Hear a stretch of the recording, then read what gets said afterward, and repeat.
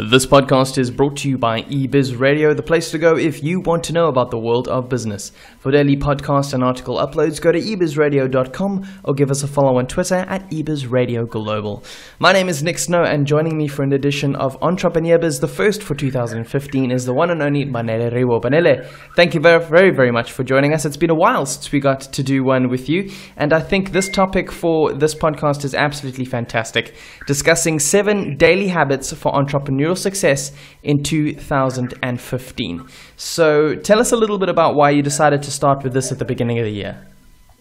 Yeah, well, right now it's not very hard to actually find motivated. Everybody is just motivated. Everyone is in high spirits, and they're trying to go into the year with a very big dream, fresh ideas. However, we are actually facing some sort of obstacles along the way. There will be obstacles along the way, and the most important thing to actually remember there is to actually stay motivated. Now, these seven habits are one of the things that will actually help entrepreneurs out there to actually stay motivated throughout the year, because the year is going to be very long, and you're going to need all that motivation. Yes. Basically, want to keep the high. We're definitely going to want to keep that high going, and part of that, I suppose, is getting enough sleep. But your number one tip at the beginning of the list is start your day early. Yes, exactly. It's like starting your year early. You don't want to come into the new year with only to make to make your plans on the 15th of January or sometime in February. You need to actually make your plans right at the summer season, or in fact the festive season. There's a thing that goes actually for every entrepreneur out there, is that we don't sleep. We entrepreneurs, they stay on. There's no time to relax in December, and that is so true, because that is actually the perfect time to actually concentrate, because you're not getting emails, you're not under pressure. Yes. to contact clients. There's virtually no one to distract you. So you need to actually start your day early, in the same way that you start your year early. At early hours, before say 7 or 8 o'clock, before your clients wake up, you have a time that you're not getting any notification, no distractions. You use that time to actually do whatever that you need to do. Say you want to check your emails, go through your emails, write whatever you need to write, and we're actually getting to also planning out your day, and starting early is the best time to actually do that action. And of course, starting early means you've got more time to do more things. The thing is, stay physically fit to be mentally fit. Exactly. I mean, here you are. You just came back again from the December holidays. I mean, you've been feasting and relaxing. Feeling a bit round around the middle. Yes, and getting physical. Getting physically fit is something I hold dear to, because I actually do believe that it actually makes you smarter, because your blood runs faster throughout your body. When that happens, it means that your brain is actually working at maximum capacity.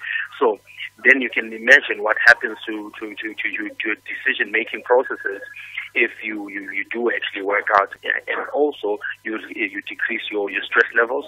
Your neurons are firing at 100 million revolutions. You're very detailed in your day-to-day, and you actually also reduce stress.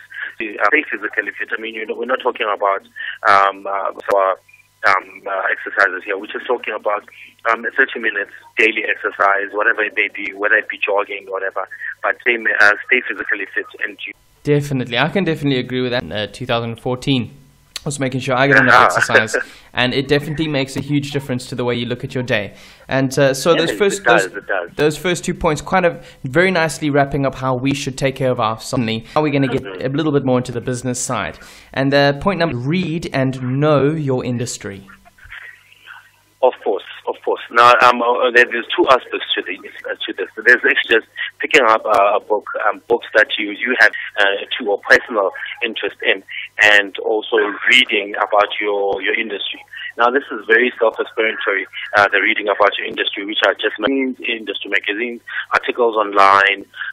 Just for quarter, say read 4 articles about in your industry daily. I mean, there's biz community, there's you can even listen to podcasts of what's happening in the industry. However, the art, your mind gets sort of clogged up when you're busy with one topic, when you're busy with what you're doing during the day. It sort of gets stifled and it gets tired, and you basically lose imagination because it sort of becomes like a one-track mind. So what you need to do is read something that's totally different, something that does not have to do with anything, which basically brings you money. So maybe you read a novel or whatever, and we're not about killing the whole book here. Talking about, again, 30 minutes, just dedicate 30 minutes to actually read that. Now, two things happen when you do that. One, you relax and you actually log off out of the environment that you find yourself in, which may be stressful. So two, you actually are moving your mind away from that environment, going into an imaginative environment where if you can actually imagine when you come back to actually face a problem you probably have been dealing with or struggling with the whole morning, you'll find that you usually just solve it within a second, and that's because you moved your mind from the problem 4 seconds there. That's absolutely brilliant. So you're saying we can figure it out, let our minds sit with it a little bit, not stress ourselves out trying to find the problem. Very good. Yes. Actually, funny examples like when you play games like Candy Crush. When you gotta walk away a bit. Give it to a friend of yours. Yeah, and you'd be struggling with one stage for like 5 hours or so, and then you actually are taking and you solve it. That's the same sort of thing. Your mind needs to relax, and when it comes back, it's going to be awesome. Yes, no, absolutely. I think that's a fantastic example. Except I hope people are rather solving their work problems a little bit more than playing Candy Crush in 2015. And I think that goes hand in hand, of course, here with your point number 4, which is schedule your day. So if you want to play, make some time, but don't let it take over. Yes. Scheduling a day. I mean, there's nothing as painful as actually waking up and not knowing exactly what you need to do, or not knowing where to start. What usually happens in that time that you don't know what to do is that distraction come in, and you end up finding yourself at about 1 o'clock or 3 o'clock in the afternoon, and you really done anything. So you need to actually plan your day, and you can plan your day right at point number 1, which is start your day right there, and actually tackle all the things that you that you have planned for the day. Write them on the day from a piece of paper, and you're ready to go. And that ties in very nicely with point number 5, which is prioritize your priorities. So, of course, a list, what is most important, and then accordingly. Exactly. The problem with prioritizing, or not prioritizing, is that we usually, as human beings, we usually leave the big tasks to be at the end. How we actually is that to get to the end of the day, I would have had, say, enough motivation to tackle this problem, but the reality is that all the small tasks that you start with, right? You do them with something, with a monkey on your back, basically telling you, oh, well, you're doing this very well, but remember, you have this big thing that you need to deal with later. So you don't actually do great at it, or even at the small tasks. So what you need to do is tackle the big priorities.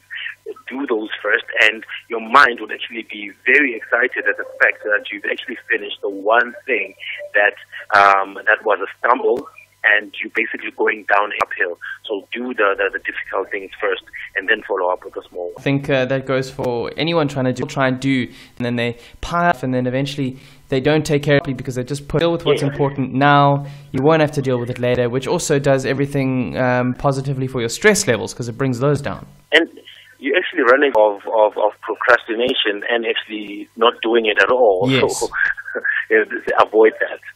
And I like your point number 6 here, which is give more than yesterday. Does this run along the lines of kind of self-improvement and kind of, well, this is what I did yesterday and how can I do it better today? It is. We've always said on the show that the business is yourself until you actually grow it enough to actually take it out of it. Even then, a company like, say, Apple, for example, it still has Steve Jobs in it. There's still some persona of yours inside the company. So it is very important, and self-discipline, and they're all cliche. However, if you learn how to actually basically find your rhythm in how you conduct the company, with something as simple as daily task, you will actually basically spread that. So give more than yesterday is, as you said, is one of those things where it's actually improvement. You actually have to look yesterday with an eye where you yourself. What did I do yesterday? Was this enough?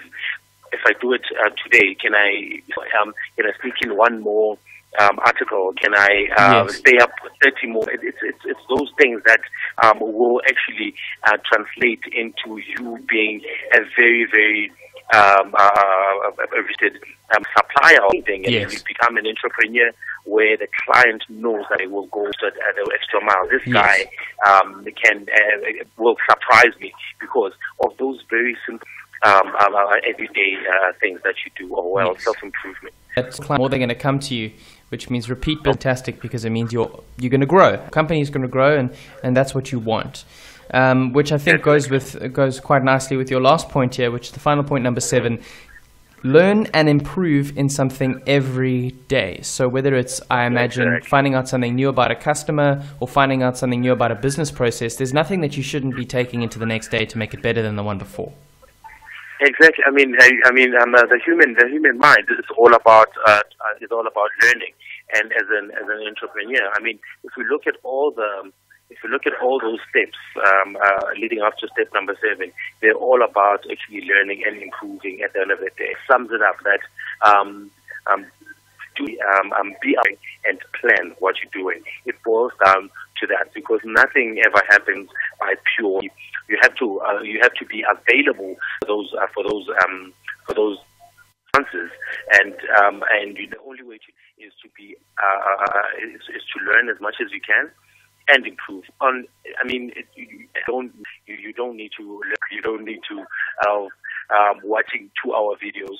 Just do something different. Do something different, and that's the kind of thing that will actually keep your mind. You're relaxed. You can actually sustain that high we began the talk about. Absolutely. So, Banele, with regards to this entrepreneurs going into 2015, do you think it's going to be for entrepreneurs, or do you think that at the end of the day we're going to be okay? I think that's very subjective at the end of it.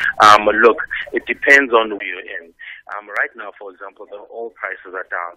I mean, that as an entrepreneur, there's some entrepreneur out there who's very affected that the oil prices are down. They can take advantage of that, and a lot of things happening in a lot are happening in technology. So you just need to stay. You just need to keep your eyes open. Or go back to number 3, which is know your industry. Yes. Then you're going to know what kind of year you're going to have.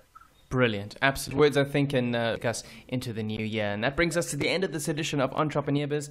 Banele, thank you very much for taking the time to chat to me on eBizradio. Fantastic.